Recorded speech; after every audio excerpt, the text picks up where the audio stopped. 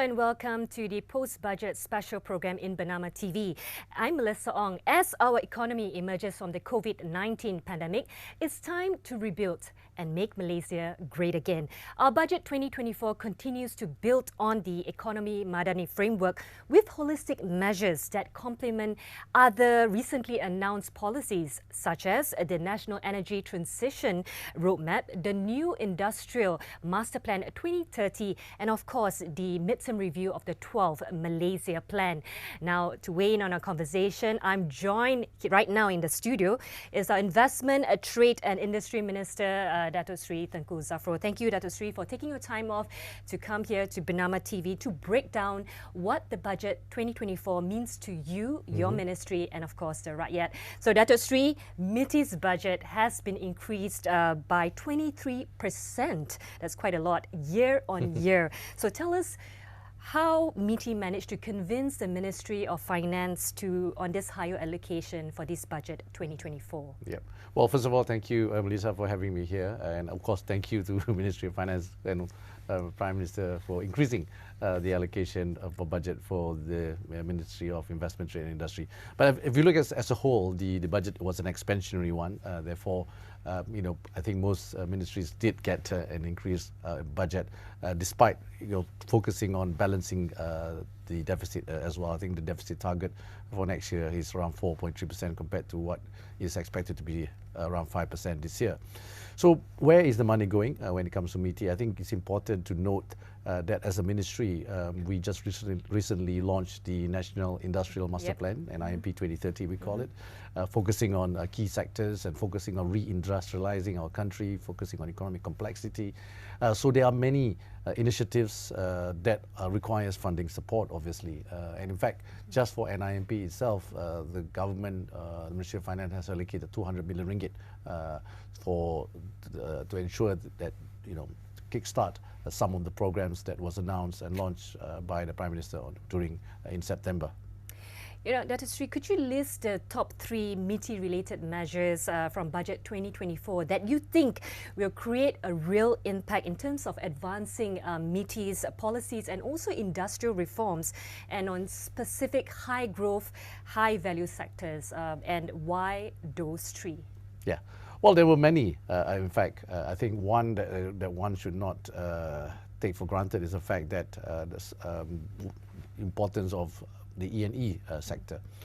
So the E&E sector, really continues to be an important part of our economy. And in fact, when you look at our export, 80% of our export is from the manufacturing sector. And if we look at in terms of contribution to GDP, 24% of the manufacturing sector contributes to the total value of our GDP.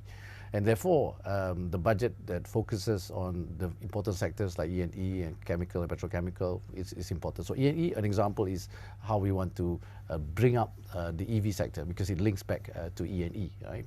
So I think it's good that the Ministry of Finance or the Prime Minister announced some incentives for the EV motorcycles, right, where someone who earns 120,000 ringgit a year and below qualifies for a cash incentive or cash grant of 2,400 ringgit if they buy a motorcycle, EV motorcycle. That will spur a demand as well as supply.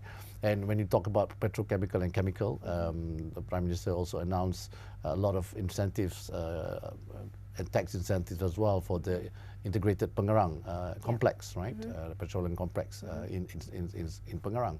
So that also will spur the demand. In fact, if you look at the exports, the contribution to GDP, E&E 7% and chemical petrochemicals around 6%. So these are major sectors. Therefore, I think it's important. And thirdly, one must not forget that it's important to create the right ecosystem and environment for these key sectors. Apart from Pengerang, the Prime Minister also announced the establishment of a new technology park in northern Perak, Korean. So that I think will help cater towards the demands of the industry. Dato Sri, the NIMP 2030 was intended to transform the industry to greater heights and also capitalizing on emerging global trends. Yes. So how does the budget and the NIMP 2030 intersect, and which allocation that MITI that you fought so hard, and you received? Yes. Well, I must say, first of all, like I said earlier, thank you for the allocation, but it was not Sure. not approved. Not everything was approved, and I was in that position before. Of course, there were many requests. Ministry of Finance has a fiscal constraint, and I mentioned just now we want to have a budget that is also responsible, and they have a target of reducing deficit at the same time. So for us, I mentioned about the 200 million ringgit allocation for NIMP. That's key because NIMP, what is NIMP? The National Industrial Master Plan is a plan that departs from the old plans where they were based on sector. But today, the NIMP or the Industrial Master Plan is based on 4 missions. One is, of course, to increase economic complexity. Second is to tech up, ensure that our companies innovate and invest in technology. Thirdly, which is important as well, as we want to meet the net zero target of net 2050 by 2050. So it's about sustainability. And fourth is about security as well as inclusivity. So we want to ensure that the plan covers as much as possible all Malaysian and all industries. We need to have a growth that is inclusive. Dato Sri, only 200 million ringgit was allocated for the NIMP 2030's 2 funds, right? To start off with. To start off, yeah. So to start off with. That seems a long way for the 97 billion ringgit required under the NIMP 2030 for the next 7 years. So what will you prioritize with the first 200 million ringgit to create the most impact and also traction at the start of the NIMP implementation, Dato Sri? Yeah, well, the total is, yes, you're right, about 97 billion ringgit. But out of the total, if you look at where the money is coming from, only less than 10% will be from fiscal, from government. That means around 9 billion expected to be from the government until the year 2030. So most of it, or 90% of it, is from the financial sector, from the capital market, from the equity of the players themselves. So here, the money, where is going to go? I think this money is go where we want to facilitate investments that has the positive spillover, not just to the companies but to the people. Because if you look at NIMP, what is the targeted outcome of NIMP? There are 3 targeted outcomes of NIMP. First, as I mentioned just now, the contribution to GDP is 24% today. What we want by 2030, that to increase by 60%. And secondly, in terms of employment, we want to ensure that more employment is created. We are targeting 3.3 million employment in 2030 for this sector. And finally, this is quite important and is part of the economic Madani framework, is to ensure that our household income goes up. Right? Today, if you look at the median wage for this sector, it's less than 2,000. In fact, just 2,000. And that's even below the average median, which is around 2,424 ringgit. That is the median, and the manufacturing sector is below that. So therefore, our target by 2030 is 4,500 ringgit. Let's move on to the SMEs. How well do you think that the overall budget 2024 allocation for the SMEs? Yeah.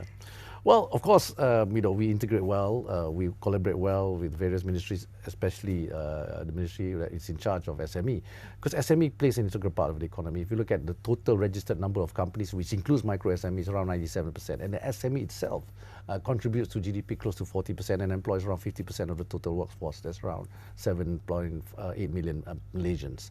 So it is important, and I think if you look at the whole mission under NIMP, when you look at the global supply chain, look at the domestic supply chain, SME plays an important role. So I think the funding that's given, especially in this sector, will definitely go a long way to ensure, especially as they transition towards meeting the ESG standards. It's good that the government is actually increasing the loan and funding guarantees to the SMEs, Yes. but to 44 billion 44 ringgit. billion, However, the SME Association has been quoted as saying, while they laud this move, they iterate there needs to be more transparency and also to make the process easier for the application. So, the criticism justified? Well, again, from MITI perspective, there's always room for improvement. I will definitely work closely with my colleague in the Ministry of that's in charge of SME, especially SME Corp. We have SME Bank. All these are the COSCOP Ministry. So I think, of course, we must be open to suggestion and constructive criticism. Also, we must be ready. So let's hear them out. And of course, we have some financial agencies under us who are also helping the SMEs, namely MIDF and also Exim Bank. And recently at MIDF, we launched the second chance financing, where we know that many SMEs today may suffer challenges in their business, not due to the business itself, but due to the various external factors. You have always mentioned the 5 priority sectors under the Malaysia New Investment Policy, namely the aerospace, chemicals, E&E, digital economy, and also pharmaceutical sectors. So how will MITI further support SMEs to benefit from the push from these sectors? Yes. So this is what we want to do. I give an example. You're right. There's a five key sector, which is E&E, petrochemical, chemical, health, pharmaceutical, digital economy, as well as the aerospace, right? So in this area, what we want to do is, let's say a company comes to Malaysia to invest FDI. And then what we need to ensure is that there's spillover to the local companies. And most of the local companies are SMEs. So even the E&E sector, if you remember, it started in Malaysia around 50 years ago in the 70s. And today, those SMEs that supporting this multinational are already multinational themselves, even listed on the Malaysian Stock Exchange, even listed in NASDAQ, etc. And now part of the global value chain. So I think it's important that we understand there is a positive correlation between FDI and DDI, and DDI mainly comes from the SME sector. If you look, if the first 6 months of this year, for example, our total investment that's coming into Malaysia is 132.6 billion ringgit, and of the 132.6 billion ringgit, nearly half is FDI and nearly half is domestic, and this half of the domestic are mainly from SME as well. Okay, Dr. Sri, we are now in a time where sustainability is like a buzzword, right? In the all marketing meetings, right? So business today they're really prioritizing and also enforcing sustainable business practices. So we know that big companies, they can comply with the ESG requirements, right? Yeah. But what about smaller companies and and SMEs? How does MITI help to empower them, and also how did the budget 2024 support this? You're absolutely right, Melissa. I think we need a transition that needs to happen. We all agree that this transition is inevitable, but we may have a disagreement over the timeline of that transition, depending on the country's developed status or where they are at their development. And similarly for companies, right? You are absolutely right. Companies that have resources are able to transition faster and quicker. I mean, faster, quicker is the same thing, but I mean cheaper, right? So for the SMEs, even if we give them the money, they need capacity building as well, right? They need to have the know-how. So again, I think government together with the private sector has to collaborate closely to ensure that that the transition does happen and happen in the right way that does not hamper the growth of the company itself. So recently, MITI launched the industry ESG framework, and this will serve as a guide. And at the same time, we're working closely with the bigger companies to assist as well, because it's important. Because Malaysia, as an export country, net exporter of many goods, our trade to GDP last year was 160%. Many of the market access going forward will demand that our companies at least meet some ESG standards, and it will get tougher and tougher in the coming years. Okay, we switch gears to a question probably in the minds of all the captains of industry in our country. Does the government intend to liberalise Malaysia's market to make it more easier for the foreign investors to come in? Well, Malaysia actually is a very open economy. I just mentioned to you what our trade to GDP is, and in fact, many sectors have already been liberalised. Many sectors that come in, the investment that come in are owned 100% by foreign. But when we allow them to come in, if they want incentive, it has to be companies that have the right in the right industry, which gives the right spillover effect, giving the positive multiplier to the economy. And again, there is no differentiation between the benefits or incentive that we give to foreign and domestic investors. Usually, it's the same. And at the same time, I think it's important to note that for Malaysia, we must, we're a small country, but we are a country which have good infrastructure, good talent. So when investments do come in, we don't restrict in terms of shareholding, unless for strategic sectors like banking, etc. How does Budget 2024 ensures there's a good balance between FDIs and also DDIs throughout the nation, ensuring no state or some segment of the population misses out? Correct. So that is important. In fact, it's so important that it's part of the National Industrial Master Plan and is under Mission 4 of the National Industrial Master Plan. So here, yeah, we know if we look at the GDP per capita of Malaysia, and then you look at GDP per capita of the state, there are 4 high-income states in Malaysia, namely Sarawak, Johor, Penang, and Selangor. There is gap, so that's why we consciously look at how to narrow that gap in terms of geography, but also in terms of sectors in Malaysia. So under the IMP or the Industrial Master Plan, there is focus on narrowing that gap. So there's some incentive and then facilitation that is required to achieve that over time. The PM announced a visa liberalisation plan under Budget 2024 to secure skilled labour. The budget also allocated 70 million ringgit for the academy in industry. There is a multi-tier levy here, and also the 30 million ringgit incentives to the industry to train the local workforce, including offering them their expertise as instructors. So are all these labour and talent-related strategies sufficient to enable NIMP's ambitious goals? Yeah. Well, again, thank you to the Ministry of Finance for that allocation. That will be under the Malaysian Productivity Corporation, which looks at AII. And it's important because we are working very closely with the industry. We understand the industry's need. We understand what industry want from in terms of when it comes to talent. We don't want to produce talent that is irrelevant to the industry. So this kind of support, this kind of funding will mean that we can, be more competitive. Malaysia can be more competitive in producing the right talent for the industry. On a related note, Dato' Sri, the progressive wage system policy to increase wages in Malaysia was identified under the NIMP 2030 as being a key enabler that was highly anticipated but was not mentioned in the Budget 2024. Your comments? Well, on that, I think, again, the Prime Minister, have discussed this, and this is under the Economic Planning Unit, the Economic Department, now it's the Economic Ministry, have looked at this, and I'm sure they are still studying before announcing further on this. And when it comes to progressive wage, it is an issue where there's many other inputs that you need to consider, and I trust that the Economic Ministry is looking at this. Dato' Sri, if you look around the region, we see Indonesia has cut a US $5 billion nickel deal with Tesla. Vietnam has VinFast. Thailand is aiming to convert 30% of its annual production of 2.5 million vehicles to EVs by 2030. Even our Proton Gili has laid out plans to set up an EV manufacturing plant in Thailand. So where does Malaysia see itself situated in the regional EV ecosystem? And how much value does the country expect to unlock from the EV sector, and including from the spin-offs and also the spillover in the industries? Yep.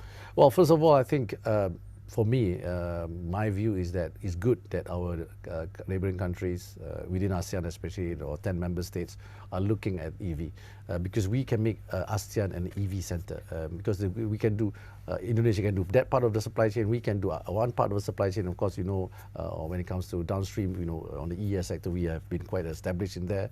So on the upstream, Indonesia can work with us together, and then, ASEAN as a whole, you look at ASEAN, is the 5th largest economic bloc, population of 680 million, GDP of $3.7 trillion US dollars. So this is an opportunity for us and ASEAN as a bloc to also trade together. The intra-trade within ASEAN is only less than 20%. So I see the opportunity. EV is a sector where I think ASEAN and Malaysia, as a part of ASEAN, together with China, with Thailand and Vietnam and Indonesia, can win this game. Dato' Sri, Budget 2024 was conceived before the, what's happening now in the conflict in the Middle East broke out. So how do you think that this will impact the effectiveness of the Budget 2024? And is there any, would the government pivot in any way to tackle, what is happening right now? Well, again, I think Malaysia as a country, we're an open country, a country that looks at things objectively. You can see that the Prime Minister, recently went to Egypt, was in Turkey, was in Saudi, and many issues and was discussed, including geopolitics. But for me, and for MITI, we are monitoring this closely. As a ministry in charge of investment trade, we are looking at this closely, but we don't see yet an impact unless it escalates. A famous quote says, "Without execution, vision is just another word for hallucination." That is true. So what is the government going to do to ensure that the budget 2024 will be executed as envisaged? Correct. Where we have an execution, if you have a plan, but you don't have you can't execute, it's just a vision, right? Yeah. And if you have no plan and you can execute, it's a nightmare. That's right. That's a Mandarin saying, is it? Chinese saying, is it? I don't know, I heard someone say that before, but you're absolutely right. That's why under the National Industrial Master Plan, again, we have a governance structure where we have a reporting to the council, which is chaired by the Prime Minister, but more importantly, on a day-to-day level, we have a delivery management unit, DMU we call it, to monitor the execution of the master plan. So, any closing thoughts, Dr. Sri, before we wrapped up the whole show? Yeah, I think this is for the Industrial Master Plan and for the Malaysia investment climate. I think this is our chance. If we can implement the Industrial Master Plan properly, this is our second chance for a second takeoff for our industry. That is true. We have actually about 3 minutes left. Oh, you do? Okay. Actually, okay, I've given my long so we're going to ask you another question. Okay. So how does MITI actually see Budget 2024 measures and its allocation as pushing through the industrial reform agenda as stipulated in the NIMP 2030? Yeah, I think what has been announced and it really, supports the agenda that we have to re-industrialize Malaysia. If you look at the economy Madani framework, we want to be the top 30 countries in the world in terms of GDP. We'll already be number 12 in terms of competitiveness and various other targets that we want to achieve. And if you look at GDP, two of the engine of growth for GDP is trade and investment. So it's key that we focus on the execution. I noticed that you've been going out to solicit foreign direct investments, like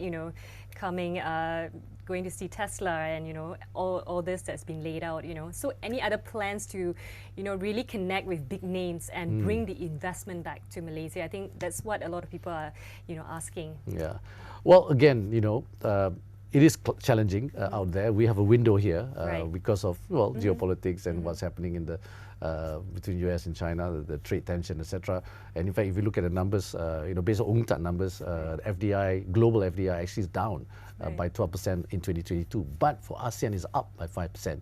It shows that we are bucking the trend. And why is that? And because of the realignment of supply chain, as companies relook at where their supply chain should be. We're talking about supply chain resiliency here. And similarly, for Malaysia, we need to attract those companies to come to Malaysia. We have that window, we have the right ecosystem, we have a national investment plan and focus on this 5 sector. So we are going out there to make sure that we identify, it's like a big puzzle, which is where is the empty one, so that we can link the gap so that the ecosystem become complete for other companies to also come in. Because companies will come in where the ecosystem is there. So any names at this moment of time? Anything to reveal to us, that was a good try, Melissa, but no. Okay, so it's still kept under the... We will announce once it's... Right, very good. But, just coming back to Tesla, a lot of things has been said about Tesla, but do we have the infrastructure, especially for the stations, charging stations for all these cars and also EV motorbikes? Yes, we do not have it yet. It is being rolled out. I think it's about 1,240 charging stations today. And while ratio of cars to charging apparently okay, but again, where is it situated? We need to roll it out. We have a plan by 2025 to have 10,000. And I think yesterday I was just chairing the National EV Steering Committee together with my fellow cabinet ministers, and we are looking at how do we ensure that this is executed and implemented. So to me, we have to start somewhere. We're moving at a rapid pace, and we need to accelerate this further because it is a chicken and egg situation as well, because there is anxiety over distance for EV cars, right? People will say, I want to buy, but what happens if there is, suddenly I run out of battery? That's right. I was supposed to buy an EV car, but that was because of the issue of just finding the station to charge my... Don't you want to help the environment? Don't you want to help... recycling. But anyway, You know, there's so much more to unpack, and definitely we'll have you back in the studio to reveal to us the big names and collaborations that MITI will be, you know, joining forces with. But it looks like we need to invite you again, Dato' Sri, but we wish you great success for all that you do for our nation. Thank you so much, YB. Thank you, Melissa. Thank you again for having me. To all our viewers, thank you for watching. Stay tuned to Bernama TV for many more insightful discussions. I'm Melissa Ong. See you next time. Bye for now.